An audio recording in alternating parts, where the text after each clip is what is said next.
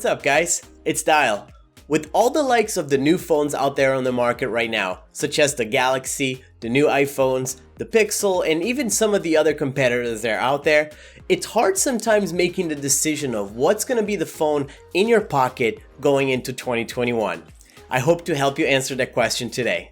The phone that's been on my pocket for the last couple of months has been the iPhone 12 Pro Max. This thing is an absolute beast. As a content creator, I not only record a lot of things using the cameras, but I consume a lot of video. And I'm constantly watching YouTube, streams, movies, or even shows on my phone. With the 6.7-inch screen, I get that immersive feel that I'm looking for on a very high definition screen when consuming content from my phone. And I absolutely adore that part. When it comes to the performance of the phone, Apple really didn't want to stay behind the competition. With the Bionic chip, the A14, and 6 gigs of RAM, this phone really pushes the boundaries of not slowing down regardless of how many apps you have open at the same time. I tend to run different apps on the background of the phone, and I use some pretty resource demanding tasks on the phone, and the way it runs, it's impressive. 2 months later, and I have never had an app crash or any change in performance just due to overload of the system. The amount of apps that I use during multitasking continues to be great, and the phone does provide a very smooth transition between apps regardless of what you're doing if you have to multitask and jump from one app to the other. Really digging that. Now, my favorite feature of the phone, and that's probably one of the features some folks out there enjoy, is because of the camera.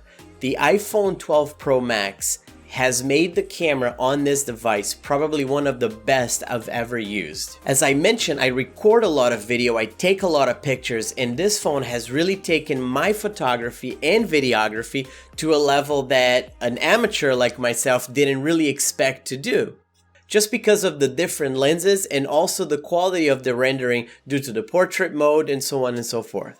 The 12 Max Pro comes with a LiDAR scanner, which is not available on the other models for the 12 lineup, and that option allows you to take even better pictures and get better depth of field when it comes to low light setting for selfies or even pictures for portrait mode. It really helps on that aspect, and it makes a huge difference. Some of the features that are exclusive to the 12 Pro Max are the 5x optical zoom range, the 2.2 aperture on a telephoto lens, and also digital zoom up to 12 times. The option for Apple Pro RAW is available on the 12 Pro as well as the 12 Max Pro, but it's not available on the other models and certainly not available on the previous versions of the iPhone. This option is fantastic for photographers because it does allow you to have the pictures and images without that processing that happens as soon as you take them. You get a more raw picture, allowing you to do all the editing richer in colors and details that you would want from a phone like this. Another option I really like about my 12 Pro Max is the use of the Magsafe. It is a bit gimmicky and I've heard it before, but the ability to just kind of throw your phone on top of your charger and use it that way while giving you options whether you want to use a lightning cable or you want to use the Magsafe or even if you want to use a Qi charger, those options are there for you. So you have the ability to choose how you want to charge your phone when it comes to the battery.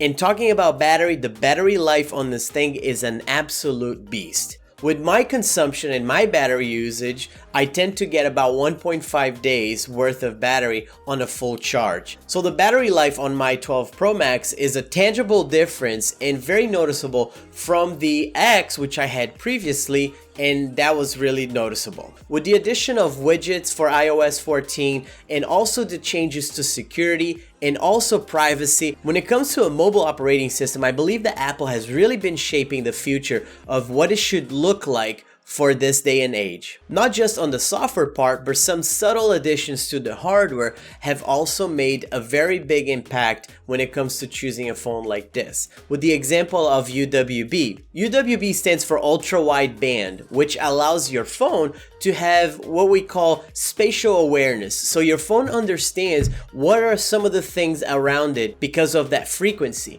And this is specifically important if you have a smart home and you're using HomeKit. This allows allows your phone to have spatial awareness of some of the smart devices that you have around you even when you're at home. Making the jump to the 12 Max Pro, in my opinion, was probably one of the best decisions I made. Now, if you think it's a little too big and it's not a phone for you, then give the 12 Pro a shot, because a lot of the features that are present here are gonna be there, with the exception of a few. But if you are on the market for one of the best phones out there right now, I absolutely recommend it. So do yourself a favor and pick one of these up.